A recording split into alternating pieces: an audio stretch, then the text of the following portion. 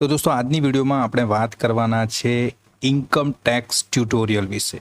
એક પૂરી જે સિરીઝ છે ઇન્કમ ટેક્સની એ આપ માટે અમે લાવી રહ્યા છે અને એ સિરીઝની આ પહેલી વિડીયો છે કે જેમાં તમને ઇન્કમ ટેક્સની એક નાનકડું ઓવરવ્યૂ આપવામાં આવશે તમને ઇન્કમ ટેક્સ વિશે. કેટલીક સ્લાઇડ્સ છે એ સ્લાઇડ્સને આપણે વન બાય વન જોઈશું કે જેથી તમે સારી રીતે આ વસ્તુને સમજી શકો. તો ઇન્કમ ટેક્સને આપણે પહેલાં સમજવું હોય તો એ માટે આપણે પહેલાં એ સમજવું પડે કે ઇન્કમ કોને કહીશું, એ ઇન્કમમાંથી કયા પ્રકારની જે કપાતો છે કે ડિડક્શન છે એને કન્સિડર કરવામાં આવે છે અને એ પ્રમાણે જે પણ ઇન્કમ બાકી રહે છે જેના પર ટેક્સ લાગે છે. ઇન્કમ માટેના 5 હેડ છે, એટલે કે 5 પ્રકારની ઇન્કમ છે જેને ઇન્કમ ટેક્સના કેલ્ક્યુલેશન માટે ગણતરીમાં લેવામાં આવે છે.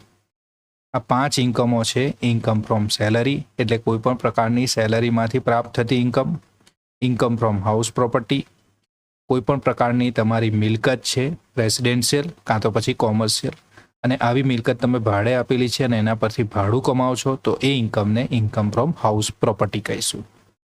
એ જ પ્રમાણે તમે કોઈ બિઝનેસ કરો છો કે કોઈ પ્રોફેશન કરો છો અને એમાંથી કોઈ ઇન્કમ જો પ્રાપ્ત કરો છો તો એ છે income from business or profession.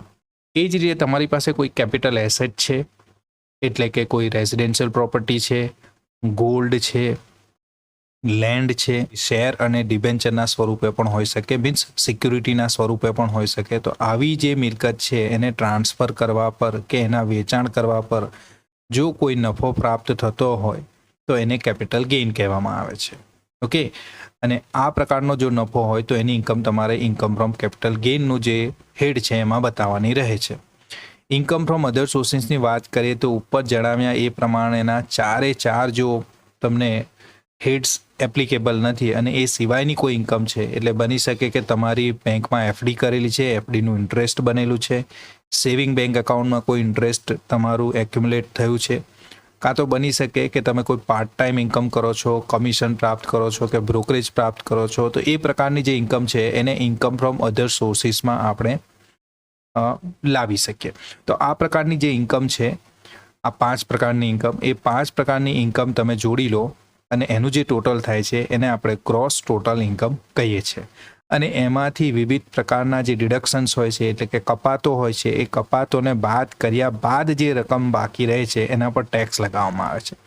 તો એ જે કપાતો છે કે એ જે ડિડક્શન્સ છે એ કયા કયા છે તો તમે સ્ક્રીન પર જોઈ શકો છો. 80C, 80CCC, CCD1 ત્યાંથી લઈને 80U સુધી આ જે ડિડક્શન્સ હોય છે. જેટલી પણ ઇન્કમ હોય તમારી એ ઇન્કમમાંથી ડિડક્શન્સ બાદ થશે અને બાકી રહેતી જે ઇન્કમ છે એને ટોટલ ટેક્સેબલ ઇન્કમ કહેવામાં આવે છે. અને એ ટોટલ ટેક્સેબલ ઇન્કમ પર જ ટેક્સનું કેલ્ક્યુલેશન થાય છે, એટલે કે ઇન્કમ ટેક્સનું કેલ્ક્યુલેશન થાય છે.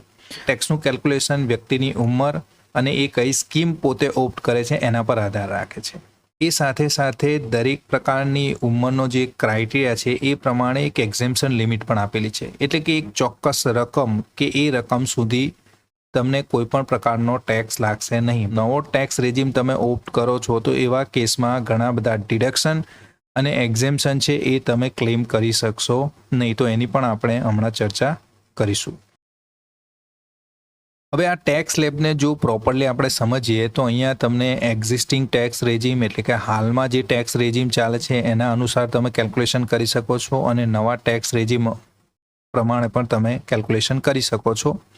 જ્યાં સુધી વાત છે જૂના ટેક્સ રેજીમની, તો ત્યાં બતાવેલું છે કે જો તમારી ટોટલ ટેક્સેબલ ઇન્કમ 2.5 લાખ સુધી છે, એટલે કે આ ટોટલ ટેક્સેબલ ઇન્કમ 2.5 લાખ સુધીની છે, તો એ કિસ્સામાં તમારે કોઈપણ પ્રકારનો ટેક્સ પે કરવાનો થતો નથી. જો તમારી ટોટલ ટેક્સેબલ ઇન્કમ 2.5 લાખથી લઈને 5 લાખ સુધી છે તો એ કિસ્સામાં 2.5 થી 5 લાખના જે ડિફરન્સમાં જે પણ અમાઉન્ટ આવતી હોય એ અમાઉન્ટ પર 5% ટેક્સ તમારે ચૂકવવાનો છે.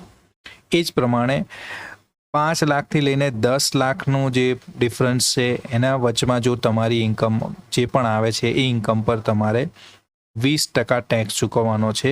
અને 10 લાખથી વધુ ઇન્કમ હોય ટોટલ ટેક્સેબલ ઇન્કમ તો એ કિસ્સામાં તમારે 30% ટેક્સ ચૂકવવાનો છે. હવે આ જે કંઈક લખેલું છે એની હું ક્લેરિટી આપી દઉં તો સમજી લો કે તમારી આવક 12 લાખ છે, ટોટલ ટેક્સેબલ ઇન્કમ 12 લાખ છે, તો એ કિસ્સામાં જો કેલ્ક્યુલેશન કરવું હોય તો 2.5 લાખ સુધી કોઈ ટેક્સ લાગતો નથી 2.5 થી 5ની જો તમારી ઇન્કમ, તમારી 12 લાખ ઇન્કમ છે એટલે 2.5 થી 5ની વાત કરીએ તો એ ડિફરન્સ બને છે 2.5 લાખનો, ને 2.5 લાખ પર 5% કેલ્ક્યુલેટ કરીએ તો એ થાય છે 12,500. તો અહીંયા તમને ટેક્સ બનશે 12,500. ઓકે, હવે 5 લાખથી 10 લાખમાં આપણી જે આવક છે, આપણી 12 લાખ ઇન્કમ છે એટલે 5 થી 10માં પણ આપણે આવે તો 5 થી 10માં 5 લાખનો ગેપ છે અને 5 લાખ પર 20% જો તમે કેલ્ક્યુલેટ કરશો તો એ થશે 1 lakh.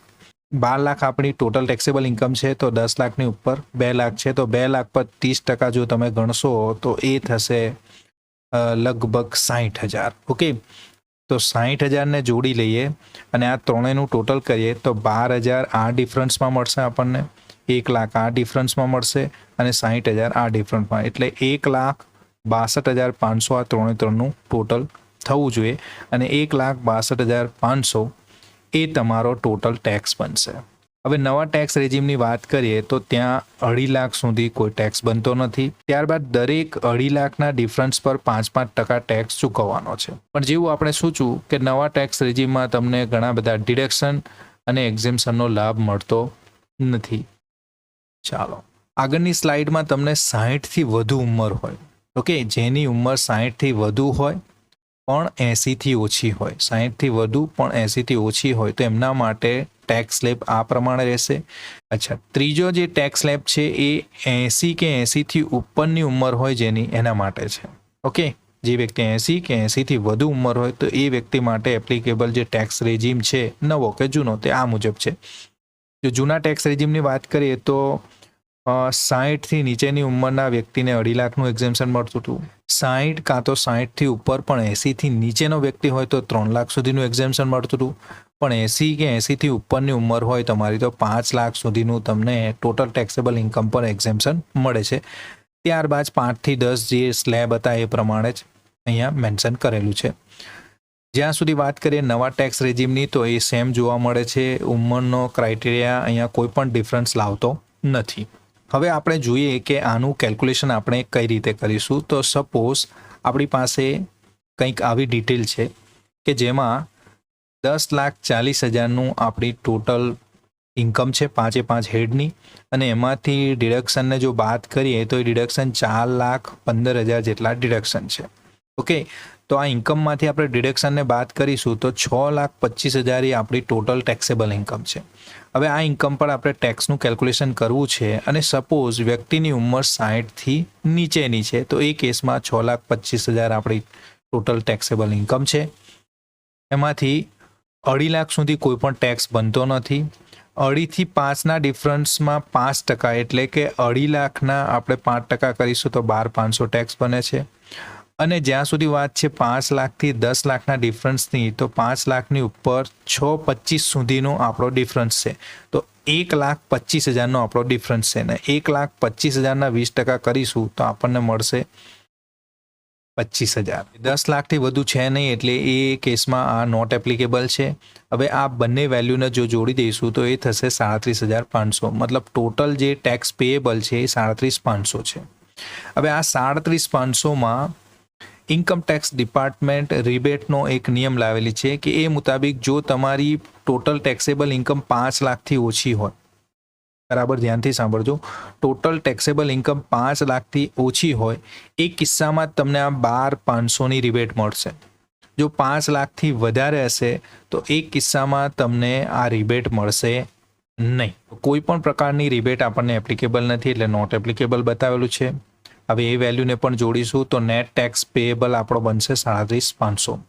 Health and education cess 4% જેટલું હોય છે.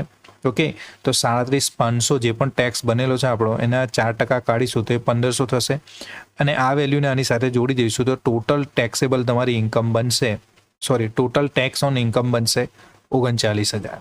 તમારો ટેક્સ પે કરવાનો છે 39,000. હવે 60 વર્ષનો વ્યક્તિ કે 60થી લઈને 80 સુધીની જે એની પણ જો આ સેમ ડિટેલ હોય તો એ કિસ્સામાં એનું કેલ્ક્યુલેશન કઈ રીતે થશે તો તે કંઈક આ રીતે થશે.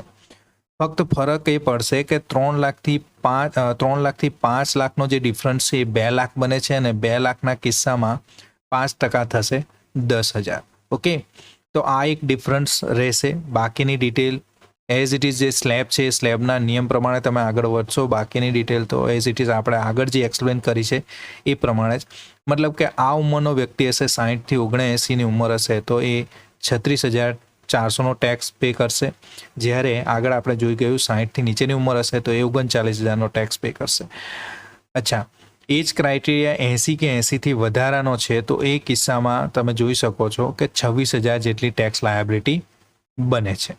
ઇન્કમ ટેક્સ ટ્યુટોરિયલ સિરીઝનું આ જે પહેલું વિડીયો હતું, એક પ્રકારનું ઓવરવ્યૂ હતું. એ ઓવરવ્યૂમાં અમે પ્રયત્ન કર્યો કે તમને ઘણી બધી માહિતી જે અગત્યની છે શરૂઆત માટે તે આપ સુધી પહોંચાડી છે. જો આપને વિડીયો પસંદ આવી છે તો પ્લીઝ વિડીયોને લાઇક કરો, શેર કરો અને જરૂરથી ચેનલને સબસ્ક્રાઈબ કરી લો.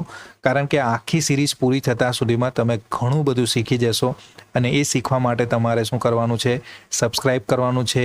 બાજુમાં તમને બેલનું બટન આપેલું છે એ તમે દબાઈ દેશો તો તરત તમને નોટિફિકેશન મળી રહેશે અને આ પૂરી સિરીઝને તમે મિસ કરશો નહીં. તો ચાલો મળીએ બીજી વિડીયોમાં. ત્યાં સુધી નમસ્કાર.